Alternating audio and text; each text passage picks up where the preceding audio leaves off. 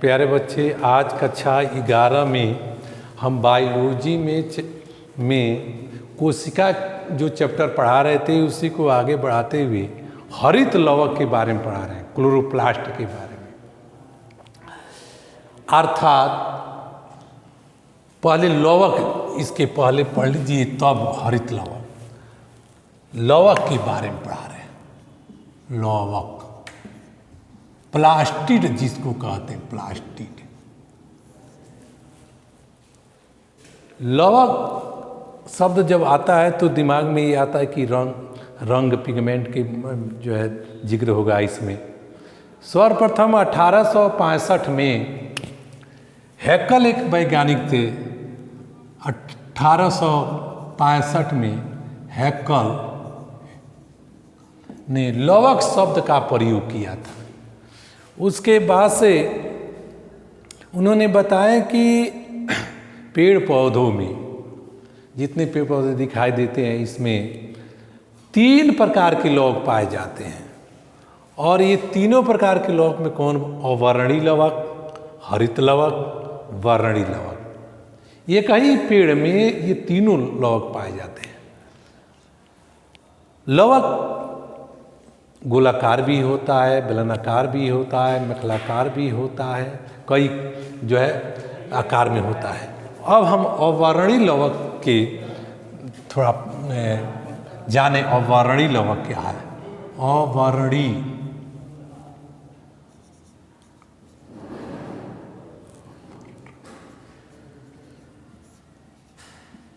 लवक, अवर्णी लवक को इंग्लिश में हम लोग कलरलेस कहते हैं, रंगहीन, कलरलेस।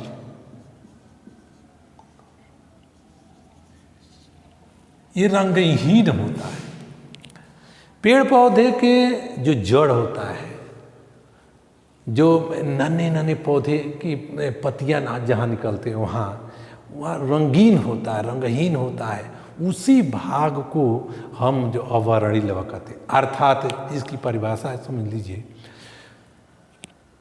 पेड़ पौधे के वे भाग जिस पर सूर्य के प्रकाश कम पड़ता है उसे हम उस भाग को अवर्णी लवक कहते हैं।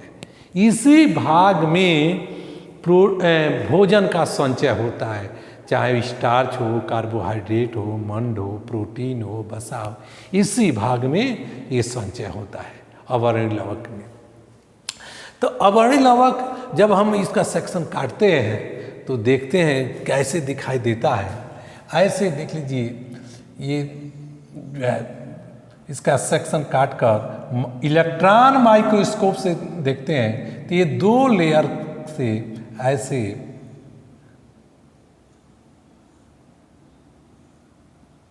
दिखाई देता है।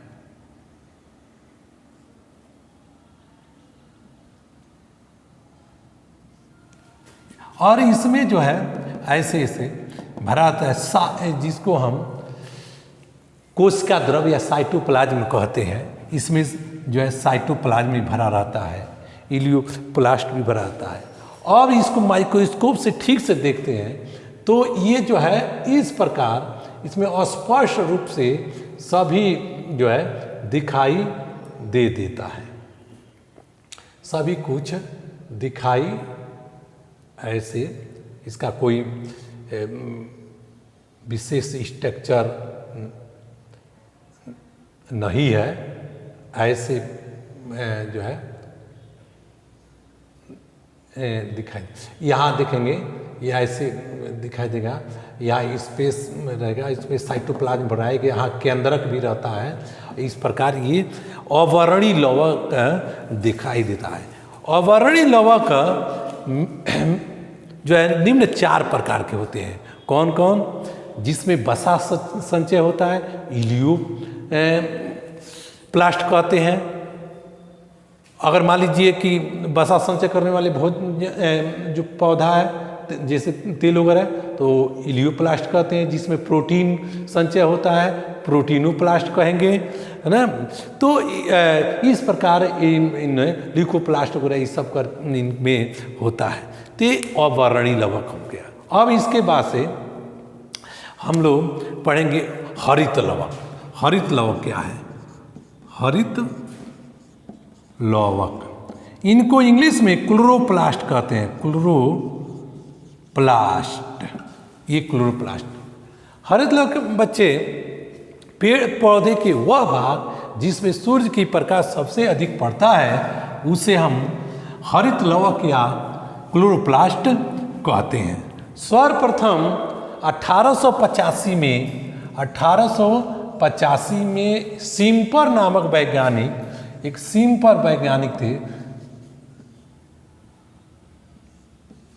सिम्पर नामक वैज्ञानिक ने ये इनकी खोज किया था। हरित लवक में एक हरे रंग का वर्णक होता है जिसे हम क्लोरोफिल कहते हैं। क्लोरोफिल या पर्णहरिण, ये सूर्य के विकिरण ऊर्जा को अवशोषित करने का काम करता है और उनको रासायनिक ऊर्जा में बदल देता है और उसके में बाद शरीर में वह संचित हो जाता है किस रूप में? तो कार्बोहाइड्रेट, प्रोटीन वगैरह के रूप में संचित हो जाता है। हरित लवक का जब हम कोई पत्ती के सेक्शन काटेंगे, काट कर उसको देखेंगे तो इनका अल्ट्रा स्ट्रक्चर कैसे दिखाई देता है, थोड़ा सा हम आपको बता दें कि सेक्शन काट लेंगे तो ऐसे एक जो है माइक्रोस्कोप से देखेंगे तो इस प्रकार दोहरा लेयर का रहता है। इसमें यह दोहरा लेयर, यहाँ दोहरा का इसे बना लीजिए, डबल मेम्ब्रेन रहता है और उसके बाद से ऐसे जो बनेगा, मान पड़ेगा एक सिक्का दूसरे सिक्का के ऊपर रखा गया है, उसी प्रकार यह बनेगा। ऐसे फिर से इधर ले आओ और इस प्रकार फिर से इस लेमली को आगे बढ़ाइए, ऐसे देखिए, फिर से यहाँ भी बना दीजिए वही बात। अब इस बीच की दूरी को ये स्ट्रोमा लेमली हो गया, स्ट्रोमा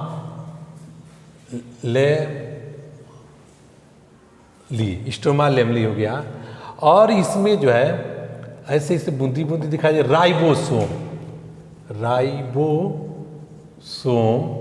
राइबोसोम दो तरह के होता है, एक 70S प्रकार के और एक 80S पर। तो इसमें जो होता है वह 70S प्रकार का टाइप का होता है।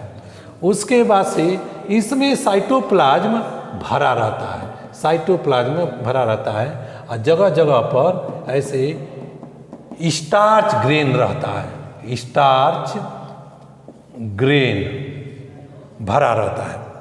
इसके बाद से बच्चे ये जो है एक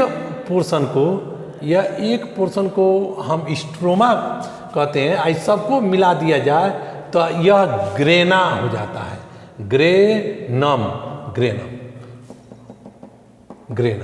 अब क्या होता है, इसी भाग में क्लोरोफिल होता है। इसमें पत्ती के मीजोफिल भाग में जो है क्लोरोफिल होता है और सूर्य के विकिरण ऊर्जा को रासायनिक ऊर्जा में बदलता है, अर्थात प्रकाश संश्लेषण क्रिया द्वारा भोजन का निर्माण करता है। इनका ये जो सेक्शन का देखें तो इसी प्रकार दिखाई देगा। इसके बाद से बच्चे इनका कार्य क्या है हरित लवक का, कि पेड़ पौधों को हरा दिखाई देना। ये जो पत्तियां हरा दिखाई दे रहा है तो कोई पूछे क्यों दिखाई दे रहा है, तो क्लोरोफिल के कारण। क्लोरोफिल का दूसरा काम क्या है, भोजन का निर्माण करता है। तब भोजन निर्माण करता है, कार्बन डाइऑक्साइड गैस ग्रहण करता है, ऑक्सीजन गैस मुक्त करता है, अर्थात वायुमंडल का शुद्धिकरण करने का काम करता है।